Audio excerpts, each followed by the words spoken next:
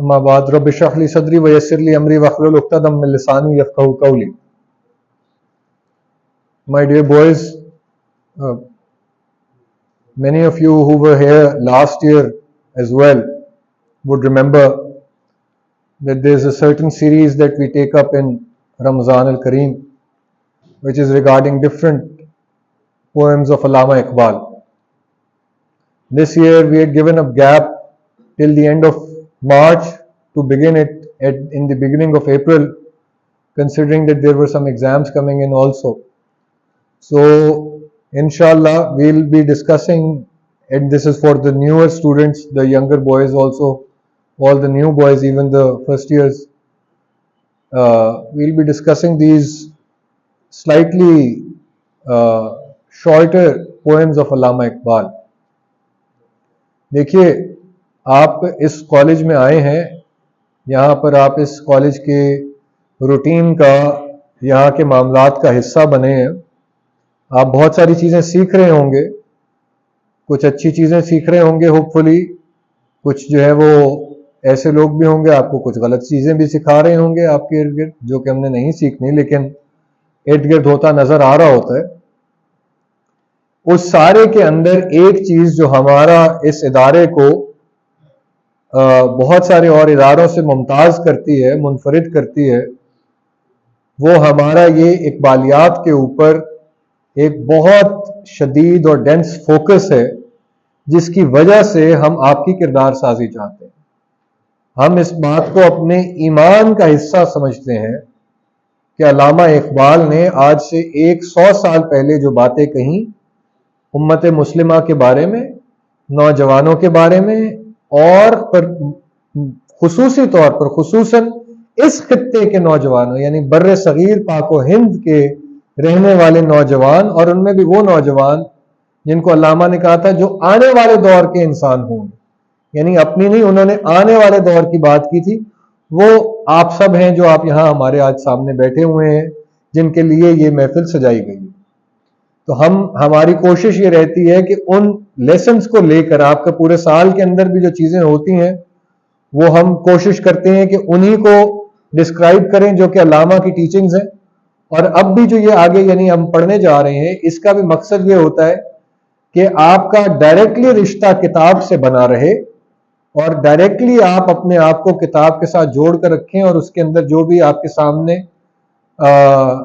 ये लेसन्स दिए जा रहे हैं इनको समझें. और इसमें अपनी बात शुरू करने से पहले एक आखिरी बात ये कि ये अल्लामा की शायरी आप लोग देखें, आप लोगों का निसाब में शामिल है, आप बहुत सारी चीज़ें पढ़ चुके होंगे. मेरे ख्याल से तुलूए इस्लाम है, किसी के शिकवा जवाब शिकवा आ जाएगी, कुछ और नज़में आ जाएंगी, आप लोग वहाँ पर पढ़ लेते हैं. लेकिन अल्लामा की शायरी में, और आप इस बात को ज़हन में कीजिए वैसे कि गालिब की या मीर की या दर्द की या किसी और की शायरी में फ़र्क ये है कि अल्लामा हमें काम करने पर मजबूर कर रहे होते हैं, और अल्लामा की शायरी उस वक्त तक पूरा नहीं होती जब तक हम उस पर खुद अमल पैरा नहीं हो जाते. जब हम उस पर काम करना शुरू नहीं कर देते जिस वक्त तक, उस वक्त तक अल्लामा की शायरी का काम पूरा नहीं होता. बाकी तो आपने देखे रोमानवी शायर बहुत आप लोग पढ़ते होंगे, देखते होंगे वीडियोस टिकटॉक पे, अक्सर जो वो लोग अपनी अपनी बनाकर लगा रहे होते कि कैसे जो है उनको क्या महसूस हो रहा है और कौन उनको वो चीज महसूस करा रहा है, और जो वो महसूस करवा रहा है उसको हम क्या महसूस करवाना चाहते हैं. ऐसी आपको बहुत सारी शायरी मिल जाएगी, और बहुत सारी उसमें शेरों में बातों की तरकीब ऐसी होती है कि एक दफा सुन के इंसान खुश बहुत होता है कि यार ये बड़ी जबरदस्त बात की है उसने, ये किस तरह से उसके ज़हन में ये सोच आ गई कि मैं तो ये सोच रहा था, वो तो ये सोच रही थी, लेकिन इसके ज़हन में सारी की सारी बात क्लियर हो. तो वो सुनने के लिए बहुत अच्छी है बातें. कभी कभी उनको बरसबील तज़किरा या वैसे ही किसी महफिल के अंदर दोहरा देना वो भी बहुत अच्छा है, लेकिन आप उनके ऊपर मुकम्मल तौर पर अमल पैरा नहीं हो सकते. अमल पैरा होने का मतलब ये है कि अपनी जिंदगी की डेली बेसिस में, डेली हैबिट्स के अंदर आप उनको शामिल नहीं कर सकते. डेली हैबिट्स के अंदर और डेली बेसिस पे आप शामिल कर सकते हैं अल्लामा इकबाल को, उनकी शायरी को. और यही हमारा मकसूद है इस पूरे प्रोग्राम के जरिए से भी, कि जब अब हमने ये पढ़नी है तमाम चीजें, तो इसको जहन में रखना है कि ये सिर्फ आप लोग इस महफिल में, आपको मैं 20-25 मिनट इंशाल्लाह ये हफ्ते में 3 से 4 दिन हम असर के साथ लिया करेंगे, لیکن اس کے اندر یہ اس کا مقصد کہیں نہیں ہونا چاہیے کہ وہ 20-25 منٹ کی بات تھی اور اس کے بعد وہ ختم ہو گئی اور اس کے آگے اس کا کوئی لینا دینا نہیں. اس کو جو ہے اس سے آگے سمجھنا ضروری ہے کہ کیسے ہم نے اس پہ ایکٹ کرنا ہے اپنی نارمل زندگیوں کے اندر بھی. ٹھیک ہے, یہ بات سمجھ آ رہی ہے سب کو؟ اس بات کو ذہن نشین رکھتے ہوئے اب ہم یہ چھوٹی چھوٹی کچھ نظمیں ہیں ان کو اب ہم پڑھیں گے. آج ہم نے ایک ہی بالکل چھوٹی سی, اور یہ 5 اشعار ہیں, ان کی جلدی سے آپ کے سامنے جو ہے وہ میں ایک ٹرانسلیٹریشن رکھتا ہوں, اور اس کے بعد اگر آپ کے کوئی سوال بھی ہوں گے, کامنٹس ہوں گے, وہ لیں گے, پھر انشاءاللہ جو ہے وہ محفل برخاست کریں. اس نظم کا نام ہے, نظم بھی نہیں بلکہ اس غزل کا نام ہے جاوید کے نام. جاوید کوئی بتا سکتے ہیں کون تھے؟ کیا تھے؟ اونچا بولیے نا.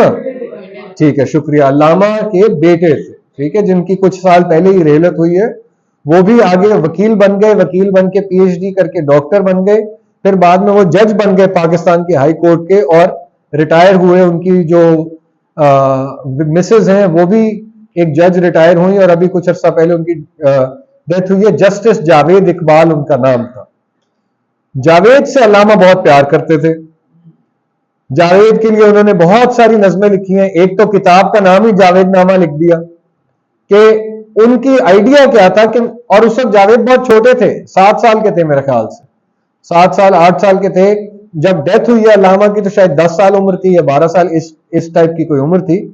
یعنی بہت کوئی ایسا شخص نہیں تھا کہ جس کو آپ کہہ سکیں کہ یار اس کو تو شاعری کی اور فلسفے کی ساری باتیں سمجھ آ رہی ہیں, لیکن ان کے نام کی گئی ہیں کافی ساری چیزیں علامہ کی طرف سے. اس کا مطلب کیا ہے؟ جب کبھی بھی آپ علامہ کی شاعری میں جاوید پڑھیں گے, یا جاوید کے نام, یا جاوید نامہ, جاوید کو نصیحت, یہ جب بات پڑھیں گے, اس کا مطلب یہ ہے کہ علامہ یوتھ سے بات کر رہے ہیں, بچوں سے بات کر رہے ہیں. صرف ایک اپنے بچے سے بات نہیں کر رہے, وہ بچوں سے بات کر رہے ہیں, کہ جو بات بھی یہ میں جن بچوں کو مخاطب کر کے کرنا چاہتا ہوں وہ میں جاوید کو کہہ دیتا ہوں. تو جاوید کو کہنے کا مطلب یہ ہے کہ میں تمام بچوں کو وہ والی بات کر رہا ہوں.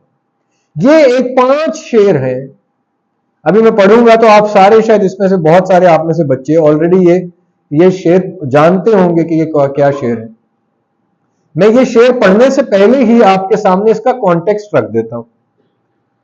آپ کو پتا ہے علامہ اقبال ایک پولیٹیکل لیڈر بھی تھے. وہ آل انڈیا مسلم لیگ کے کیا کہتے ہیں عہدے دار بھی رہے, الیکشن بھی لڑا, اور انہوں نے 1930 میں کیا پیش کیا؟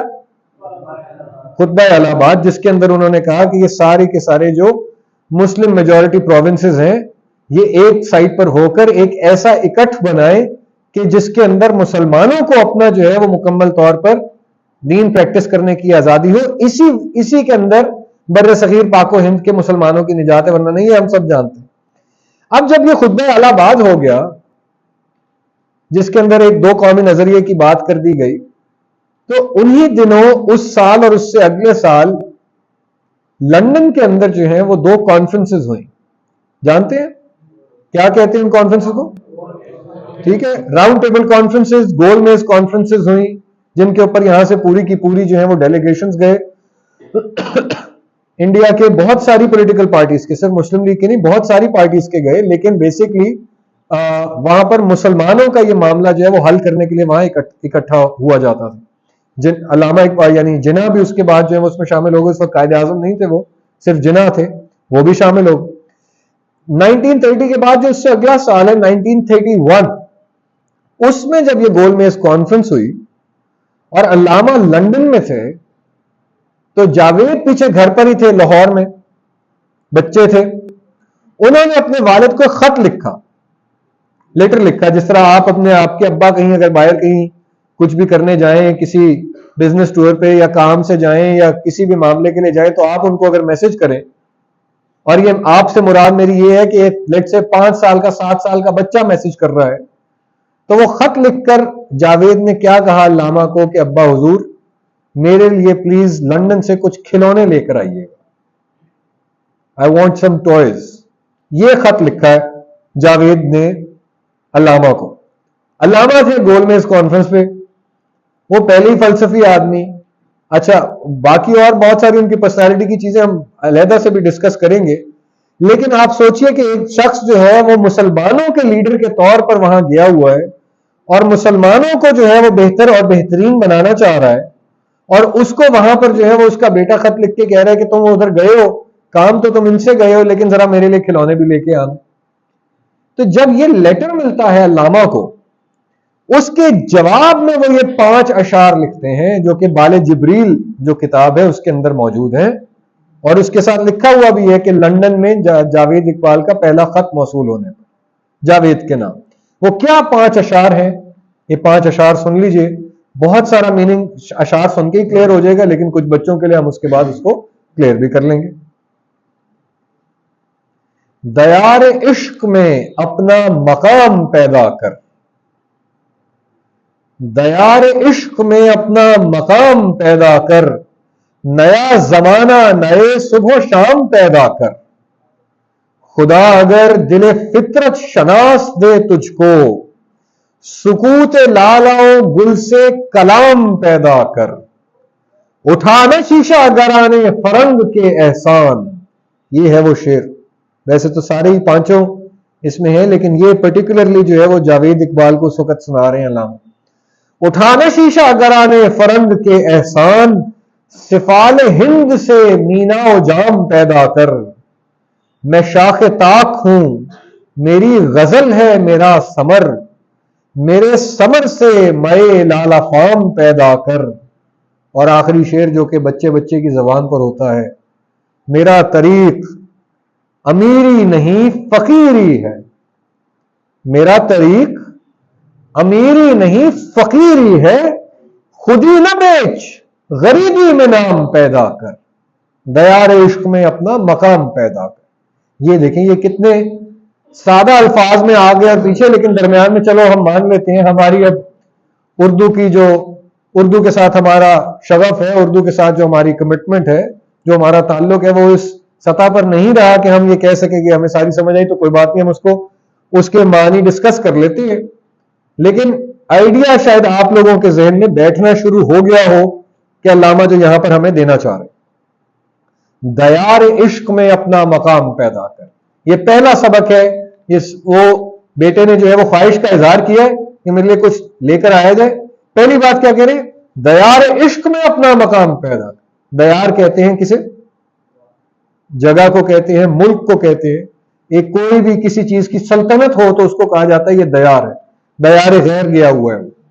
دیار عشق کی بات کر رہے کہ یہ جو عشق کی مملکت ہے، عشق کی جو سلطنت ہے، اس میں اپنے آپ کو جھونکو، اپنے آپ کو غیر عشق کی اور مٹیریل چیزوں کی، خرید و فروخت کی، بازاری چیزوں کی، پلاسٹک کی چیزوں کی، ان کی دنیا میں اپنے آپ کو فروخت نہ کر دو، وہاں جا کے اپنے آپ کو جو ہے وہ دنیا کے حوالے نہ کر دو۔ ایک ایک چیز تمہیں لگ رہا ہے کہ یہ گیجٹ نئی آ گئی ہے، یہ ٹوئے نیا آ گیا ہے، یہ جو بھی ایک چیز کھیلنے کی کسی بھی حساب سے ایک نئی چیز آ گئی ہے، اس کے اوپر اپنی پوری زندگی کا دار و مدار نہ ڈال دو، اپنا ایک مقام ان سب سے علیحدہ پیدا کرو جو کہ عشق کی دنیا ہے۔ اب عشق کی دنیا کیا ہے بھائی؟ یہ تو بڑا مشکل بات ہے۔ عشق کی دیار کیا ہوتی ہے؟ اس کے بھی بہت سارے مطالب ہیں۔ ایک جو ہے وہ بالکل اس بات کو اگر آپ مجازی میننگز میں، نارمل میننگز میں لو تو ایک شخص کا دوسرے شخص کے ساتھ پیار، ایک مرد کا عورت کے ساتھ پیار، ایک باپ کا بیٹے کے ساتھ پیار، ایک ماں کا اپنے بیٹے کے ساتھ پیار، ایک بہن کا بھائی کے ساتھ پیار، ایک میاں کا بیوی کے ساتھ، یہ سب چیزیں جو ہیں وہ عشق کی ڈیفینیشن کے اندر آ گئی۔ ٹھیک ہے کہ آپ ان سے پیار کرتے ہیں، آپ کے اندر جذبات ہیں، آپ ان جذبات کا اظہار کرنا چاہتے ہیں، تو یہ عشق کہلائے گا۔ ٹھیک ہے، یہ کس کا معنی آ گیا۔ ایک اور عشق وہ ہے کہ وہ آپ کو اپنے رسول اللہ صلی اللہ علیہ وسلم کے ساتھ ہو۔ ایک عشق ہے کہ آپ کو وہی عشق یعنی اگلے لیول پر آپ کو اللہ رب العزت کے ساتھ ہو، کہ آپ عشق رسول میں جو کام کر رہے ہیں آپ عشق رسول میں کر رہے ہیں، عشق رسول کی وجہ سے اپنے آپ کو زندہ رکھنا چاہتے ہیں، اپنے کام آپ عشق رسول صلی اللہ علیہ وسلم کی وجہ سے کرنا چاہتے ہیں، عشق خداوندی کے اندر آپ کام کرنا چاہتے ہیں۔ میری باتیں سمجھ آ رہی ہے نا سب کو؟ مشکل تو نہیں لگ رہی؟ یہ دو آدمی عشق کی آپ کے سامنے تعریفات۔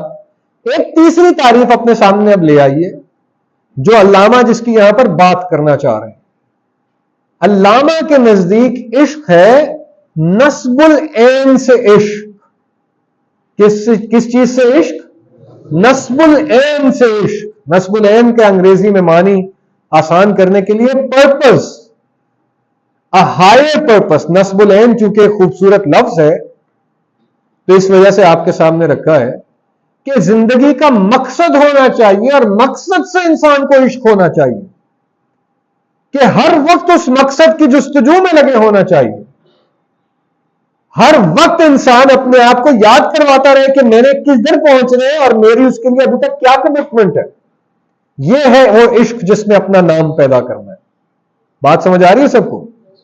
دیار عشق وہ ہے جہاں آپ اپنی کمٹمنٹ سے، اپنی ایکشن سے، اپنی کام کرنے کی صلاحیت سے دنیا والوں پر اس بات کا اظہار کرتے ہیں کہ آپ واقعی عاشق آدمی ہیں کہ میں نے جس چیز کے اوپر نظر رکھی ہے اس کو حاصل کیے بغیر اب میں نہیں رہوں گا.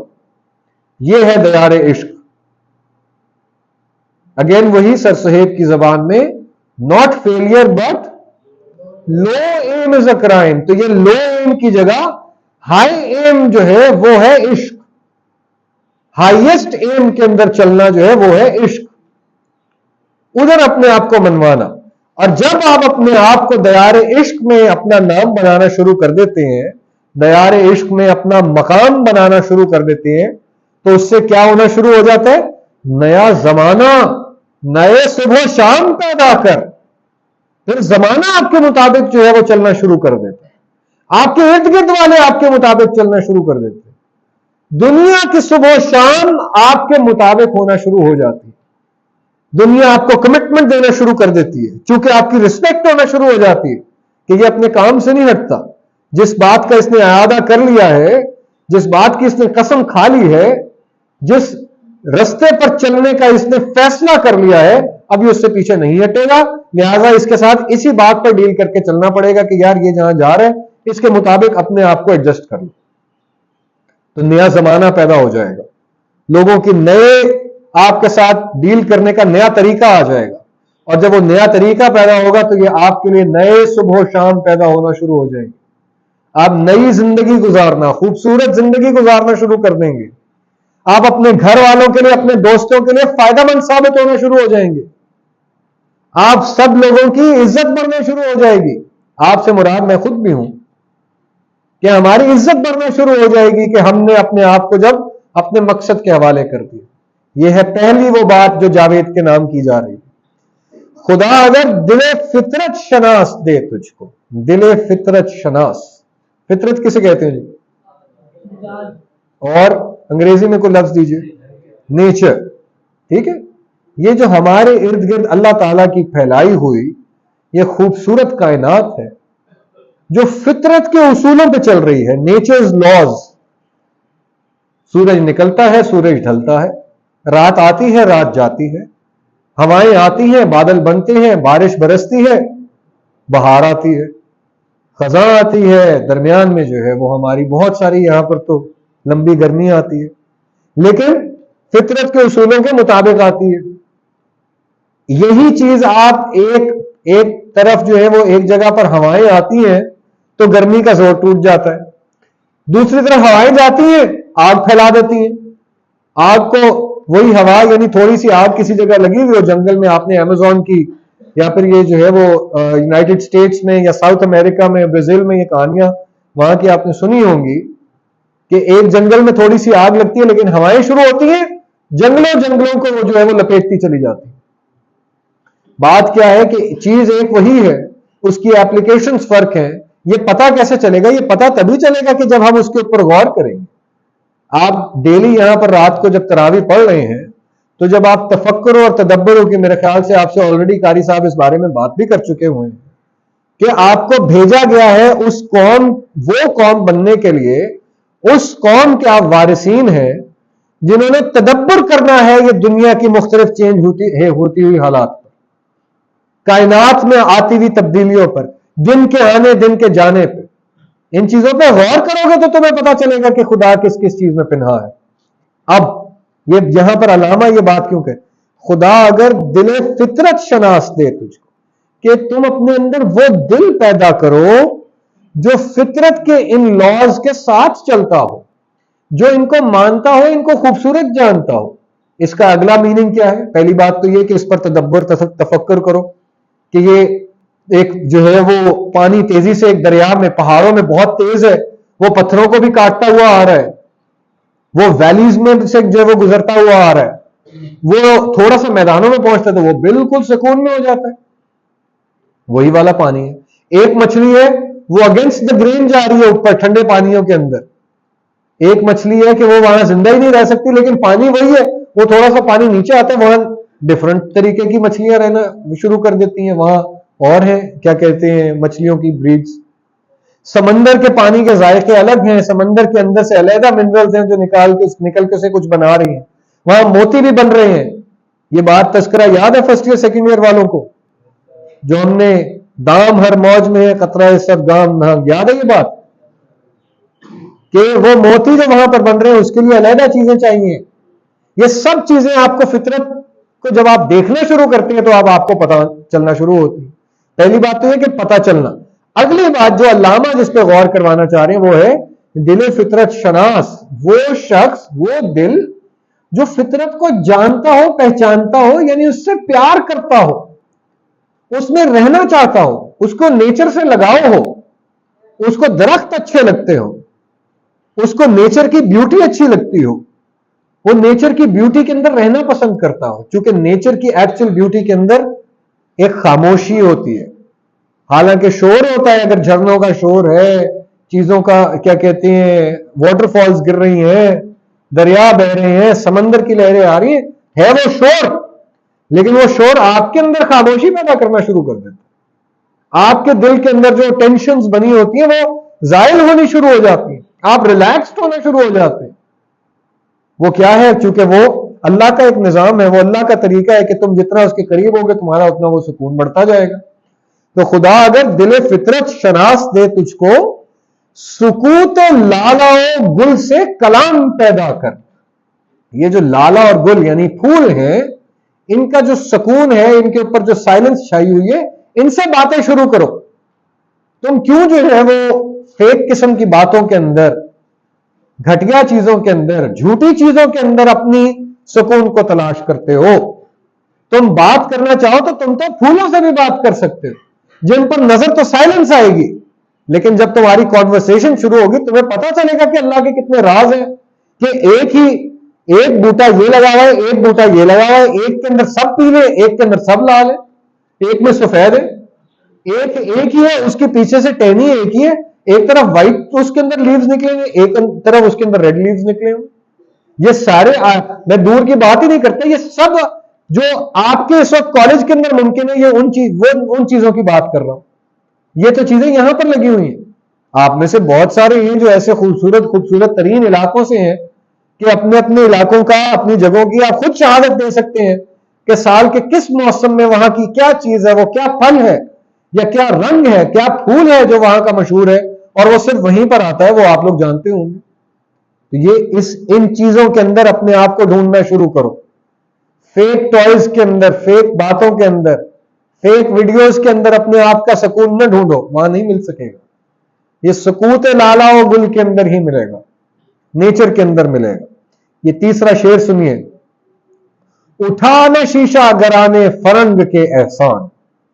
شیشہ گراں کسے کہتے ہیں؟ شیشہ بنانے والے کو. اور شیشے سے مراد یہاں پر کیا ہو رہی ہے, کیا ہے؟ وہ سراہی یا وہ پیمانے جس کے اندر پانی پیا جاتا ہے, شراب پی جاتی ہے, یعنی وہ برتن جس کے اندر کوئی بھی چیز سرو کی جاتی. اٹھانا شیشہ گرانے فرنگ کے احسان. شیشہ گرانے فرنگ کسے کہتے ہیں بھائی؟ گورے کو, آؤٹ سائڈرز کو. شیشہ گرانے فرنگ سے کیا مراد ہے؟ وہ گوروں کے لوگ جو کہ یہ شیشے کے برتن بنانے پر لگے ہوئے ہیں, ان کے احسان نہ اٹھاؤ. یہاں پر 2-3 چیزیں سمجھنے کی ہیں تاکہ یہ آپ کو پوائنٹ سمجھ آئے. ایک تو پہلی بات یہ کہ فرنگ جو شیشہ بنا رہے, شیشے کی 2 کوالٹیز یہاں پر بتانا مقصود ہے. ایک تو یہ کہ وہ خوبصورت چیز بنتی ہے, جو بھی بنتی ہے اس سے تو کوئی انکار نہیں ہے, یعنی پہلی بات تو یہ کہ فرنگ اگر کوئی چیز بنا کر بھیجے گا، کوئی ویڈیو آپ کی طرف لانچ کرے گا، کوئی ایپ آئے گی، کوئی گیم کھیلنے کو کہے گا، کوئی ٹوائے سے کھیلنے کا کہے گا، کوئی مووی دیکھنے کا کہے گا، کوئی سانگ سننے کا کہے گا، تو وہ دیکھنے میں تو بہت خوبصورت ہوگی، یہ تو پہلے علامہ نے بتا دیا۔ وہ جو شیشے کی بنی ہوئی عمارت ہوگی وہ خوبصورت تو ہوگی، خوبصورتی اس کے اندر ایک ایلیمنٹ انہوں نے اس کے اندر ڈال لیا ہوگا، اس میں تو کوئی انکار نہیں۔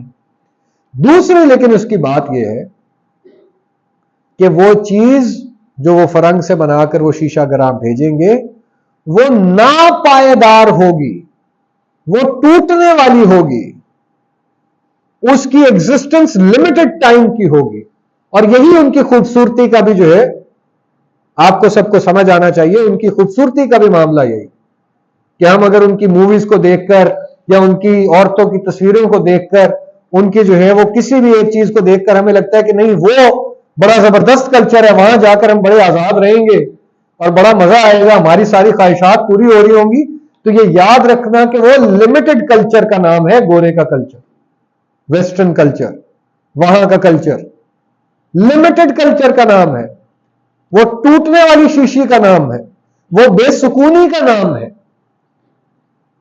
چونکہ وہاں پہ بیلنس آؤٹ ہے۔ بیلنس خیر ہمارا بھی آؤٹ ہے، اس میں کوئی شک نہیں ہونا چاہیے، الحمدللہ ہم ایز اے نیشن ہم لوگ کوئی بڑے لیول پہ نہیں کھڑے ہوئے، لیکن ہم پیغام کی بات کر رہے ہیں، ایٹ لیسٹ ہمارے پاس یہ بیلنسڈ پیغام موجود ہے کہ جس پر کام شروع کریں تو بہتری آ سکتی ہے۔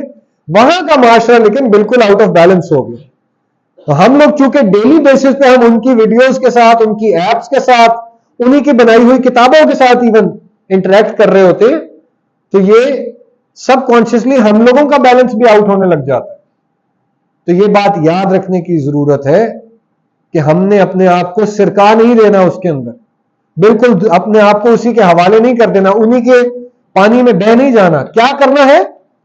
سفال ہند سے میناؤ جام پیدا کر۔ سفال کہتے ہیں مٹی کو، سفال ہند کی مٹی سے، اپنی مٹی سے کہا جا رہا ہے، پاکستان تو اس وقت نہیں بنا ہوا تھا، اپنی مٹی سے اپنی شراب اور اپنے برتن پیدا کرو، یعنی دوسروں کی محتاجی نہ لو، دوسروں کے اوپر اپنے آپ کو بالکل ڈیپینڈنٹ نہ کرو، بیٹھ کر اس بات کا، اس وقت کا انتظار نہ کرو کہ جب تک ان کی طرف سے آشیرواد نہیں آئے گی تب تک میں کوئی بہتر کام نہیں کر سکتا۔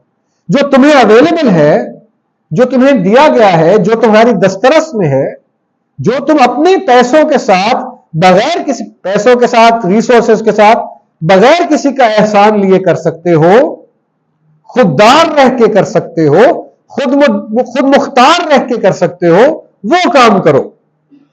ایسا کام نہ کرو، ایسا کام نہ کرو، ایسا کام نہ کرو جس میں تمہیں دوسرے کا احسان اٹھانا پڑے، جس میں تمہیں دوسرے کے احسان تلے دبنا پڑے، اور اس پر اس سے بھی زیادہ بری بات کہ وہ احسان جس سے ہم لے رہے ہوں وہ کسی غیر اسلامی طریقے سے یا غیر مورل طریقے سے، امورل طریقے سے وہ احسان لے رہے ہوں، امورل کام کے لیے لے رہے ہوں، انلیگل کام کے لیے لے رہے ہوں، ان چیزوں سے بچو۔ سفال ہند سے مینا و جام پیدا کر، میں شاخ طاق ہوں، میری غزل ہے میرا ثمر۔ شاخ طاق، طاق کہتے ہیں انگور کو، انگور کی بیل کا پرانا نام طاق۔ علامہ یہ اپنے بارے میں کہہ رہے ہیں، وہ بتاتے ہوئے اپنے بیٹے کو، چونکہ ساتھ ساتھ آپ کو پتا ہونا چاہیے کہ علامہ کے پاس کبھی بھی پوری زندگی اپنا کوئی گھر نہیں رہا، وہ پہلے کرائے کے گھر میں رہتے رہے، پھر اس کے بعد ایک گھر جو بنانے کے لیے پیسے آئے وہ بھی بیگم کے ساتھ مل کے انہوں نے کیے، اور جب اس کے اندر اپنے بھی کچھ پیسے ڈالے تو جو آخری گھر جس کے اندر علامہ کی ڈیتھ ہوئی تھی وہ ایکچولی انہوں نے پہلے ہی مرنے سے 5 سال پہلے میں تقریباً وہ جب بنا تو اپنے بیٹے کے نام کر دیا تھا، جاوید اقبال کے نام کر دیا تھا، ایک دن بھی اس کے مالک خود نہیں رہے تھے۔ اور یہ سب سے زیادہ کریزی بات ہے، یہ سنیے گا ذرا، کہ جتنا عرصہ علامہ وہاں پر خود رہے اپنے رہنے کا کرایہ اپنے بیٹے کو دیتے رہے، خود بنایا ہوا گھر اپنے ہی پیسوں سے جو ہے وہ ساری چیز، کنسٹرکشن کے اندر بیوی کے پیسے بھی شامل ہو گئے، خود رہے، بیٹے کے ساتھ رہے، لیکن بیٹے کے ساتھ رہنے کا بھی کرایہ دیا بیٹے کو، کیوں؟ چونکہ خودداری ہے، احسان تو لینا نہیں۔ تو جب احسان نہ لینے والا انسان ہو تو وہ پھر اس طرح اتنا اصول پسند ہوتا ہے کہ وہ ایک ایک چیز کا حساب برابر کر کے چلتا ہے۔ کیا کہہ رہے ہیں؟ میں شاخ طاق ہوں، میری غزل ہے میرا ثمر. بھائی میں انگور کی شاخ ہوں، میری زندگی کا جو کل سرمایہ ہے وہ میری یہ غزلیں ہیں، میری یہ باتیں ہیں، یہ جو میں اگلی نسل کے لیے چھوڑ کے جا رہا ہوں. میرے پاس پیسے نہیں ہے کہ میں تمہاری جو ہے وہ انڈلجنسز کے اندر لگ سکوں، تمہارے لیے فلاں بھی خرید سکوں، فلاں بھی خرید سکوں. یہ میرے پاس پیغام ہی ہے تمہیں دینے کو، یہ بات کرنا چاہ رہے ہیں. لیکن وہ کرنے کا کیا خوبصورت طریقہ ہے. ایک باپ ہے نا، باپ نے اپنے بیٹے کو نہ بھی نہیں کرنی، لیکن ہاں کرنے کے لیے بھی اس کو جو ہے وہ رستے میں کیا کیا خوبصورت باتیں کر دی ہیں کہ وہ ساری چیزیں اس کے لیے سوچنے کا وہ کر دی ہیں. اور کیا میں جو چیز چھوڑ کے جا رہا ہوں اس سے کیا تم نے کیا حاصل کرنا ہے؟ صحیح سیدھا سوال ہے نا کہ آپ کی غزلیں تو ان کا میں کیا کروں. جاوید سیدھا یہ بات کہے گا کہ غزلیں تو آپ نے لکھ لیا، میں اس کا کیا کروں. وہ کیا کہہ رہے، میری غزل ہے میرا ثمر فروٹ کو کہتے ہیں کہ کوئی بھی چیز کسی چیز سے حاصل. میں شاخ ہوں تو میرا جو پھل ہے وہ میری غزلیں ہیں. میرے ثمر سے مئے لالا فام پیدا کر. فروٹ میں نے تمہیں دے دیا، انگور تمہیں دے دیے، انگور سے شراب بنانا اب تمہارا کام ہے. چونکہ یہ صرف ایک استعارے کے طور پہ استعمال ہو رہی ہے بات کہ جو ریڈ وائن ہے وہ انگوروں سے اس طرح بنائی جاتی تھی، تو میں تمہیں سارے کے سارے انگور دے کے جا رہا ہوں، اب بناؤ شراب. یعنی اس سے کام آگے لے کے جاؤ. میں نے مسلمانوں کی تھاٹ ایک لیول پر لے آیا ہوں، اس سے آگے چلاؤ اس تھاٹ کو، اس کو اور ڈیولپ کرو، اس کے اندر اور کام کرو، اور پی ایچ ڈیز کرو، اور اس کی وجہ سے دنیا کے لیے آسانی پیدا کرو. اور یہ دیکھیے یہ کیا خوبصورت بات ہے کہ وہ 7 سال کے بچے کو کہی جا رہی ہے. کیا یہ بات سچ نہیں ہوئی؟ کیا جاوید اقبال نے واقعی بار ایٹ لا کر کے وہ بیرسٹر نہیں بنے؟ کیا اس کے بعد اب والد کے نقش قدم پر چل کر کیمبرج یونیورسٹی میں جا کے پی ایچ ڈی نہیں کی؟ کیا پاکستان کے سب سے بڑے لیڈنگ انٹلیکچوئل نہیں بن گئے؟ کیا پاکستان کے لیڈنگ وہ ہائی کورٹ کے جج نہیں بن گئے، جسٹس جس کو کہتے ہیں، اور چیف جسٹس بن گئے اس کے بعد؟ اور اس کے بعد ساری زندگی آخر دم تک جو ہے وہ علامہ کے فلسفے کو، اس کی مختلف جہتیں کہ یہ جمہوریت کے ساتھ یہ معنی ہے، سیاست کا یہ ہے، سماج میں یہ ہے، ایجوکیشن میں، تعلیم میں یہ، اسی پر کام کرتے ہیں. یعنی کتنا پیارا سبق تھا جو لندن سے دیا جا رہا تھا، ہند بھیجا جا رہا تھا، اس زمانے میں اس بچے کو دیا جا رہا تھا. لیکن کیا اس نے پلو سے باندھا ہے سبق کو کہ زندگی اپنا جو ہے وہ سبق اس نے پورا کر کے دکھایا. اور یہ آخری شعر، میرا طریق امیری نہیں فقیری ہے. اس کے اندر یہاں پہ ایک کنڈیشنل سینٹنس ہے جو آپ کو بتانا ضروری ہے. ایک تو یہ کہ واقعی غربت کو بہتر سمجھا جاتا ہے اس غربت کو جس کے اندر خودداری شامل ہو، اس غربت کو نہیں جو کہ اللہ کی طرف سے کسی پر آزمائش کے طور پر بھیجی گئی ہے. جن لوگوں کا، آپ کا اور مجھے، جن کو ہیلپ کرنے کا کہا گیا، جن کو زکوٰۃ صدقات دینے کا کہا گیا، یہ ان کی بات نہیں ہو رہی. ان کی بات ہو رہی ہے جو یہ چوز کر سکتے ہیں کہ وہ کیسا لائف سٹائل گزارے، جو یہ چوز کر سکتے ہیں کہ ان کے گھر پہ اگر 10 روپے آتے ہیں اور ان کا خرچ 2 روپے ہے تو وہ 8 روپے کن کن کاموں میں لگائیں تو وہ اللہ کے کاموں میں گنے جائیں گے. یہ ان کی بات ہو رہی ہے.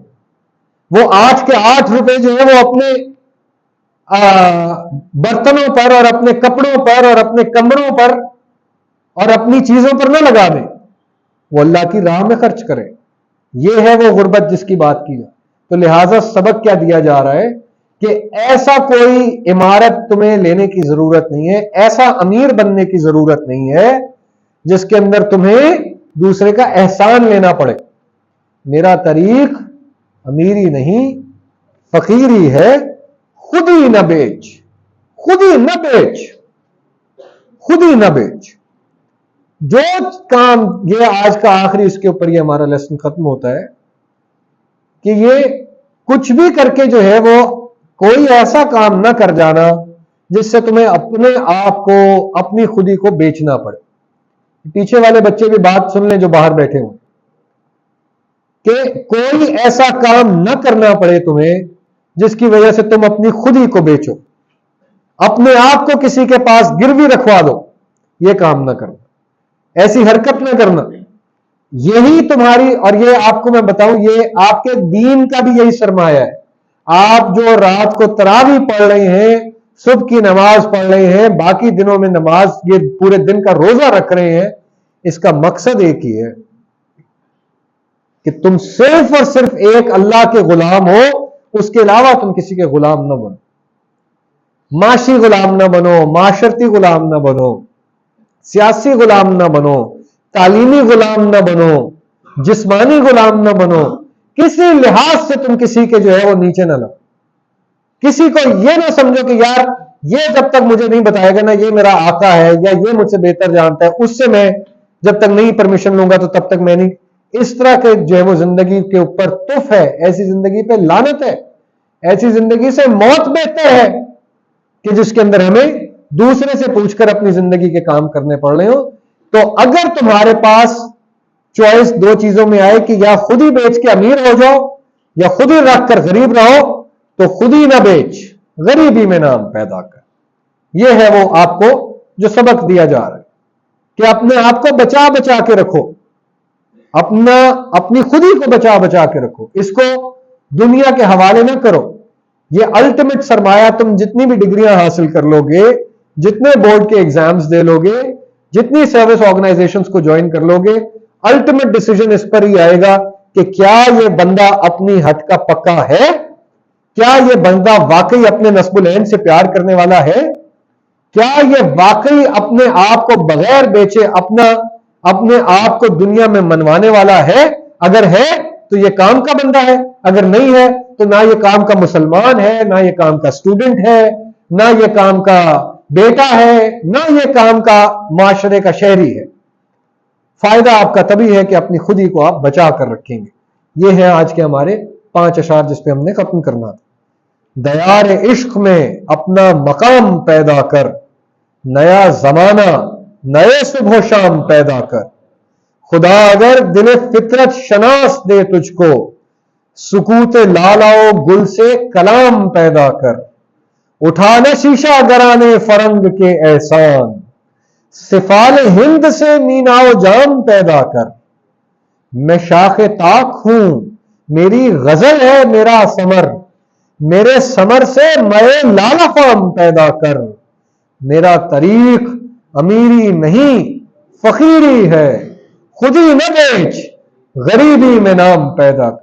تو اللہ تعالی ہم سب کو خودی کے اندر ڈوبنے والا انسان بنائے, ہم سب کو ہمت طاقت اور محبت والا انسان بنائے, اور اپنی خودی کو زندہ رکھ کر غریبی میں رہتے ہوئے اگر یہ چوائس آتی ہے تو اس دنیا کو, اس زندگی کو کانکر کرنے والا بنائے. وآخر دعوانا الحمدللہ رب العالمین.